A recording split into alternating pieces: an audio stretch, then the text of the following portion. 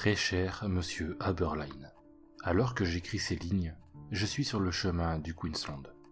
J'espère y trouver des terres et une opportunité de mener mes projets à bien, en paix.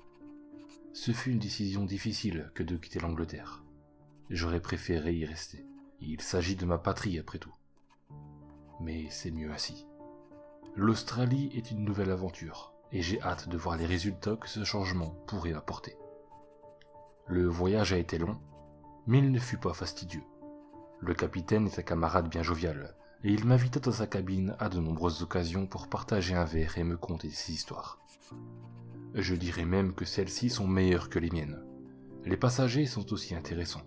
Un grand nombre de femmes étaient à bord. Il s'avère que ma nouvelle patrie est en pénurie du sexe faible.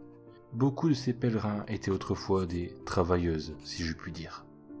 Nous pouvions voir à quel point elles désiraient un nouveau départ, compte tenu de leur situation. Bien sûr, le point culminant de ce voyage fut les meurtres. Il y en a eu 3 pour l'instant. Les femmes croient qu'il y a une goule à bord du bateau. J'en ai entendu quelques-unes mentionner le mot vampire. Cette superstition est assez enfantine, certes, mais nous ne pouvons pas leur en vouloir. Il est vrai que les attaques sont assez horribles. Les gorges sont tranchées, les coupures sont extrêmement profondes, assez pour être fatales, mais pas immédiatement. Les abdomens sont grands ouverts, les organes coupés et enlevés. Ils sont soigneusement placés à côté de la victime.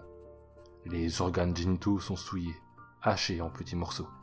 Ils ne sont plus que des lambeaux de chair.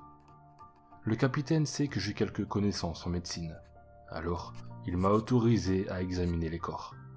C'est vraiment un plaisir pour les yeux. Vous pourriez apprécier ce chef-d'œuvre si vous le voyez. Le coupable court toujours. C'est réellement merveilleux, n'est-ce pas, de pouvoir œuvrer sur un navire de cette taille en évitant d'être pris. C'est assez incroyable. Peut-être qu'il s'agit d'un vampire. Il fait toujours nuit sous le pont après tout. Il nous reste plusieurs jours de voyage, des nuits aussi. Que se passera-t-il? Qui survivra? C'est palpitant, n'est-ce pas? Votre ami, Jack.